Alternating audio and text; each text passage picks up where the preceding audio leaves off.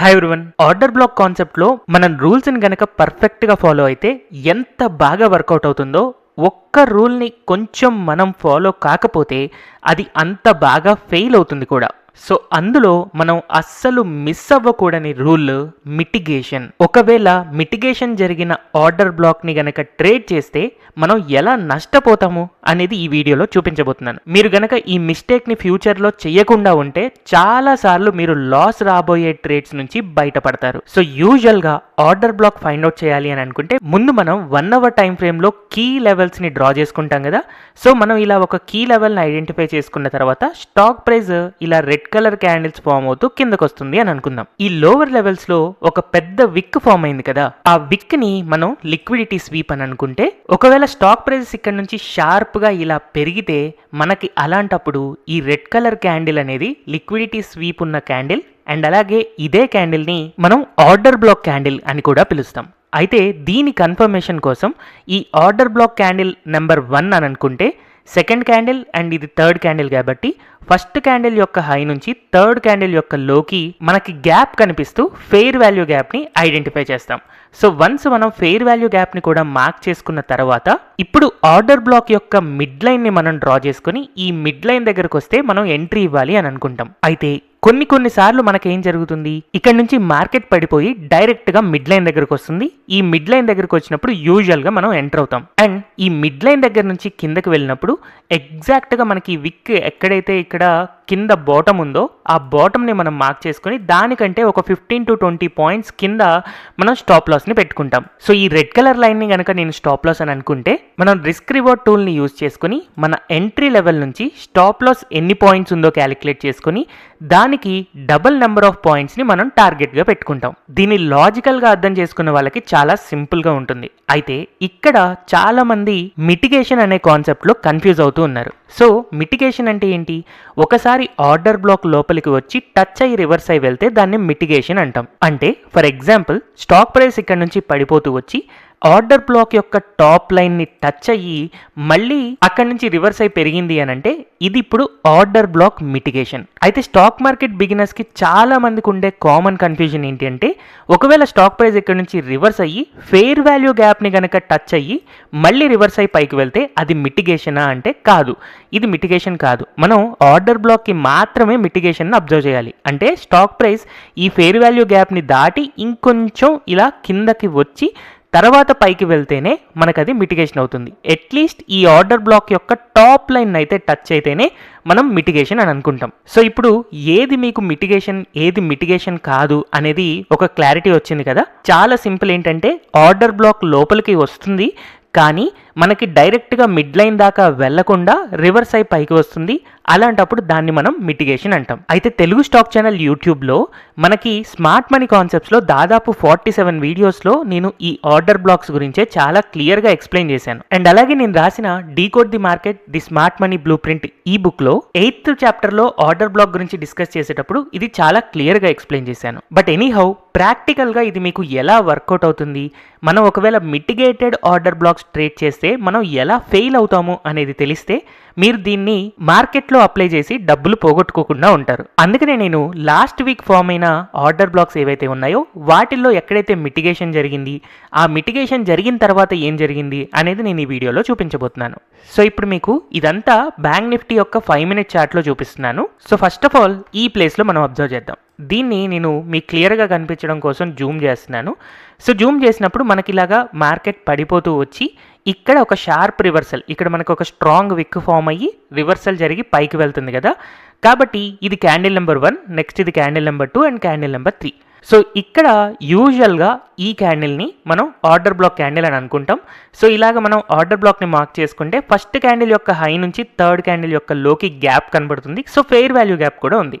So ఇలా మనకి fair value gap ఉన్నప్పుడు ఈ రెడ్ కలర్ క్యాండిల్ అనేది పర్ఫెక్ట్ ఆర్డర్ బ్లాక్ అవుతుంది. కానీ మనకి నెక్స్ట్ క్యాండిల్లోనే వచ్చి ఆర్డర్ బ్లాక్ యొక్క టాప్ లైన్ని కొంచెం టచ్ అయ్యి రివర్స్ అయ్యి పైకి వెళ్ళింది. యాక్చువల్గా మనం ట్రేడ్ చేయాలంటే డైరెక్ట్గా ఈ మిడ్ లైన్ దగ్గరికి వెళ్ళాలి.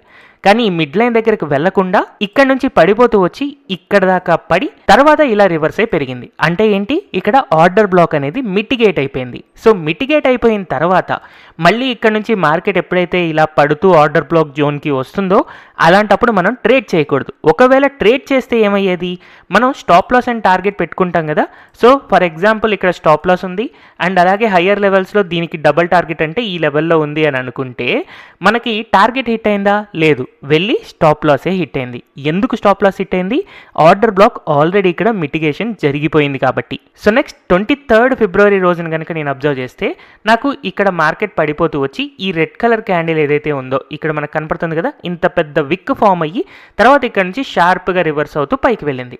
అండ్ అలాగే ఇక్కడ జస్ట్ ఒక 2 to 3 పాయింట్స్తో మనకి ఫెయిర్ వాల్యూ గ్యాప్ కూడా ఫామ్ అయింది. కాబట్టి నేను ఈ రెడ్ కలర్ క్యాండిల్ని కనుక ఆర్డర్ బ్లాక్ అని చెప్పి మార్క్ చేసుకుంటే ఇక్కడ ఫస్ట్ ఒకసారి ఆర్డర్ బ్లాక్ ఇలా వచ్చి ఇక్కడ మిటిగేట్ అయిపోయి పైకి వెళ్ళింది. సో యూజువల్గా అయితే ఈ ఆర్డర్ బ్లాక్ యొక్క మిడ్ లైన్ దగ్గర మనం ఎంటర్ అవ్వాలి. కానీ స్టాక్ ప్రైస్ ఇలా పైకి వెళ్ళిన తర్వాత వచ్చి ఇక్కడ మిటిగేషన్ జరిగి తర్వాత మళ్ళీ పైకి వెళ్ళి నెక్స్ట్ టైం ఈ ఆర్డర్ బ్లాక్ యొక్క మిడ్ లైన్ దగ్గరకు వచ్చింది. అంటే అర్థం ఏంటి, ఇక్కడ మనం ట్రేడ్ చేయకూడదు. అయితే ఇక్కడ ఒకవేళ కనుక మనం ట్రేడ్ చేస్తే యూజువల్గా మన స్టాప్ లాస్ అనేది ఇక్కడ ఉంటుంది. ఈ స్టాప్ లాస్ని చాలా ఈజీగా ఫస్ట్ హిట్ అయిపోతూ ఉంది. అండ్ ఇన్ఫ్యాక్ట్ మన స్టాప్ లాస్ హిట్ అయిన తర్వాతే చాలా షార్ప్గా పైకి వెళ్ళిపోయింది. అయితే యాక్చువల్గా బ్యాంక్ నిఫ్టీలో మనం ఏం చేస్తామంటే మనకి యూజువల్గా ఈ ఆర్డర్ బ్లాక్ యొక్క బాటమ్ లైన్ నుంచి 40 పాయింట్స్ కింద పెట్టుకుంటాము. ఒకవేళ 40 పాయింట్స్ కింద పెట్టుకుంటే అలాంటప్పుడు మనకి ఇది స్టాప్ లాస్ అనేది హిట్ అవ్వలేదు. ఎగ్జాక్ట్ బాటమ్ వచ్చేసి మనకి ఇక్కడ 61,053 ఉంది కాబట్టి 61,013 దగ్గర పెట్టుకోవచ్చు. సో 13 దాకా మనకు వెళ్ళలేదు, రివర్స్ అయి పైకి వెళ్ళింది. చాలాసేపటి తర్వాత టార్గెట్ అయితే హిట్ అయింది. ఇందులో మిటిగేట్ అయినా కూడా ఫర్ ఎగ్జాంపుల్ మనం ఎగ్జాక్ట్ రూల్స్ ఫాలో అవుతున్నాం, ఇక్కడ మిటిగేషన్ జరిగింది అని అనుకున్నా కూడా టార్గెట్ హిట్ అయింది అని అనుకుందాం. సో ఫస్ట్ కేసులో యాక్చువల్గా మనకి స్టాప్ లాస్ హిట్ అయింది, సెకండ్ కేసులో టార్గెట్ హిట్ అయింది. కాకపోతే టార్గెట్ హిట్ అవ్వడానికి ముందు ఆల్మోస్ట్ స్టాప్ లాస్ దాకా వెళ్ళి మనల్ని భయపెట్టింది అని గుర్తుపెట్టుకోండి. నెక్స్ట్ నేను ఇలాగే వెళ్తూ 24th ఫిబ్రవరి రోజున ఈ రెడ్ కలర్ క్యాండిల్ అనేది ఆర్డర్ బ్లాక్ లాగా అబ్జర్వ్ చేశాను. ఆర్డర్ బ్లాక్ ఫామ్ అయిందని అనుకుంటే నెక్స్ట్ క్యాండిల్లో మనకి ఇక్కడ ఫెయిర్ వాల్యూ గ్యాప్ ఫామ్ అయింది. సో ఈ ఫెయిర్ వాల్యూ గ్యాప్ దగ్గర నేను ఫర్ ఎగ్జాంపుల్ ఇక్కడ మార్క్ చేసుకుంటే ఇది నాకు ఫెయిర్ వాల్యూ గ్యాప్ కదా. సో ఒకవేళ ఇక్కడ నేను చూస్తున్నప్పుడు ఇక్కడ మిటిగేషన్ జరిగిందా, యాక్చువల్గా జరగలేదు. కాకపోతే జస్ట్ కన్ఫ్యూజ్ అవుతారు పబ్లిక్, ఇక్కడ పైకి వెళ్ళింది ఫెయిర్ వాల్యూ గ్యాప్లోకి వెళ్ళి ఆల్మోస్ట్ ఆర్డర్ బ్లాక్ దాకా వెళ్ళింది కదా, ఇది మిటిగేషన్ అనుకుంటారు అని చెప్పి మిటిగేషన్ కాదు అని ఎక్స్ప్లెయిన్ చేయడం కోసం నేను ఇక్కడ మీకు చూపిస్తున్నాను. బట్ ఎనీహౌ ఇది మనకి కరెక్ట్ ఎగ్జాంపుల్ కాదు మిటిగేషన్ గురించి డిస్కస్ చేయడానికి, ఎందుకంటే ఇందులో మిటిగేషన్ అనేది జరగలేదు. సో ఒకవేళ ఇక్కడ మనం 5 minute చార్ట్లో ఈ ఆర్డర్ బ్లాక్ను అబ్జర్వ్ చేస్తుంటే నెక్స్ట్ డే వరకు గనక ఒకవేళ ఇది మిటిగేట్ అవ్వకుండా ఈ మిడ్ లైన్ దగ్గరకు వస్తే మనం పుట్ ఆప్షన్ని ట్రేడ్ చేసుకోవచ్చు. కానీ ఇక్కడ అసలు అలాంటి ట్రేడే జనరేట్ కాలేదు. సో ఫైన్, మనకి ఇప్పటిదాకా ఒక 2 వ్యాలిడ్ ఎగ్జాంపుల్స్ చూసాం. నెక్స్ట్ నేను ఇక్కడ థర్డ్ ఎగ్జాంపుల్ చూపిస్తున్నాను. సో ఈ థర్డ్ ఎగ్జాంపుల్లో మార్కెట్ ఇలా పడుతూ వచ్చినప్పుడు ఇక్కడ ఒక స్ట్రాంగ్ విక్ ఫామ్ అయ్యి ఇక్కడ యాక్చువల్గా కీ లెవెల్ ఉంది, ఆ కీ లెవెల్ దగ్గర మళ్ళీ రివర్స్ అయ్యి ఇలా పెరిగిందనమాట. సో ఈ క్యాండిల్ని నేను క్యాండిల్ నెంబర్ 1 అనుకొని ఆర్డర్ బ్లాక్ అని అనుకుంటే నాకు ఇది ఫస్ట్ క్యాండిల్, తర్వాత ఇది సెకండ్ అండ్ థర్డ్ క్యాండిల్. కాబట్టి నేను దీన్ని క్లియర్గా జూమ్ చేసుకున్నప్పుడు ఇక్కడ ఒక ఫెయిర్ వాల్యూ గ్యాప్ కూడా ఉంది. అయితే యాక్చువల్గా ఇందులో మనం ఎంటర్ అవ్వాలంటే ఈ ఆర్డర్ బ్లాక్ యొక్క మిడ్ లైన్ దగ్గర ఎంటర్ అవుతాం. కానీ మిడ్ లైన్కి రాకుండా ఆర్డర్ బ్లాక్ లోపలికి వచ్చి మిటిగేట్ అయి పైకి వెళ్ళిపోయింది. కాబట్టి ఇది మోస్ట్లీ మనం వర్కౌట్ అవ్వదు అని చెప్పి అనుకోవాలి.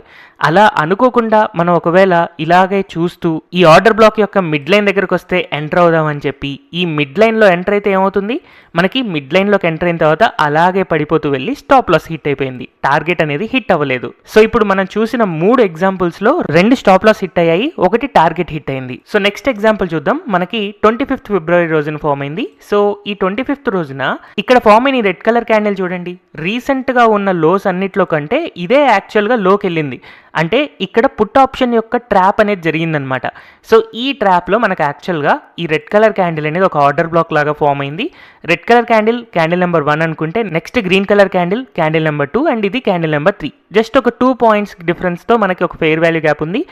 ఆ ఫెయిర్ వాల్యూ గ్యాప్ని అండ్ అలాగే ఈ ఆర్డర్ బ్లాక్ని ఇక్కడ వచ్చి మిటిగేట్ అయిపోయి పైకి వెళ్ళింది చూడండి. సో ఇక్కడ క్లియర్గా ఇలా పడిపోయి మిటిగేషన్ జరిగి తర్వాత రివర్స్ అయి పైకి వెళ్ళడం అయితే మనకు కనపడుతుంది కదా.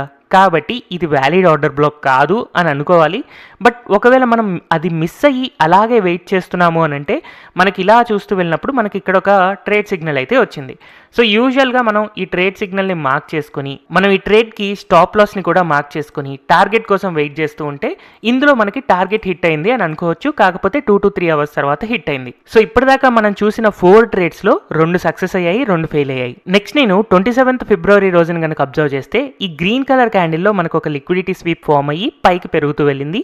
అండ్ ఇక్కడ క్లియర్గా ఒక ఆర్డర్ బ్లాక్ ఫామ్ అయింది. కన్ఫర్మేషన్ కోసం మనం చెక్ చేసుకుంటే ఫస్ట్ క్యాండిల్ యొక్క హై నుంచి థర్డ్ క్యాండిల్ యొక్క లోకి మనకు ఒక ఫెయిర్ వాల్యూ గ్యాప్ కూడా ఫామ్ అయింది.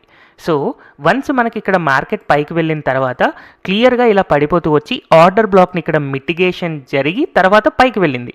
తర్వాత మళ్ళీ ఇక్కడ మనం అబ్జర్వ్ చేస్తే సెకండ్ టైం కూడా మిటిగేట్ అయింది. యాక్చువల్గా మన ఆర్డర్ బ్లాక్ యొక్క మిడ్ లైన్ దగ్గరికి రాకుండానే 2 సార్లు మిటిగేషన్ జరిగి పైకి వెళ్ళింది. అలాంటప్పుడు ఇది ఆర్డర్ బ్లాక్ కాదు, మనకి ఖచ్చితంగా ఇది వర్కౌట్ అవ్వదు అని అనుకుంటాం కదా, అలాగే అనుకున్నట్టుగానే బ్యాంక్ నిఫ్టీ ప్రైజెస్ వెళ్ళి క్లియర్గా స్టాప్ లాస్ని హిట్ అయ్యాయి. సో మనం చూసిన 5 ఎగ్జాంపుల్స్లో 3 సార్లు ఫెయిల్ అయింది, వేరాజ్ 2 సార్లు టార్గెట్ని హిట్ అయింది. కానీ 2 సార్లు కూడా టార్గెట్ హిట్ అవ్వడానికి at least 2 to 3 hours of time పట్టింది. సో ఓవరాల్గా కనుక నేను మిటిగేషన్ అప్పుడు ట్రేడ్ చేస్తే ఎగ్జాక్ట్గా పడుతుందా ఎగ్జాక్ట్గా పెరుగుతుందా అని మనం చెప్పలేము. ఎందుకంటే ఫెయిల్యూర్ రేట్ ఎక్కువ ఉంటుంది, అలా అని అప్పుడప్పుడు సక్సెస్ కూడా అవుతుంది. అది అప్పుడప్పుడు ఎప్పుడు సక్సెస్ అవుతుంది అనేది మనకి తెలియదు. కాబట్టి మిటిగేషన్ అప్పుడు మనం అసలు ట్రేడ్ చేయకుండా ఉంటే మంచిది. ఎప్పుడైతే మనం ఆర్డర్ బ్లాక్ రూల్స్లో మిటిగేషన్ జరుగుతుందో అలాంటప్పుడు టార్గెట్ హిట్ అవ్వడానికి 20 to 30% మాత్రమే ఛాన్స్ ఉంటుంది.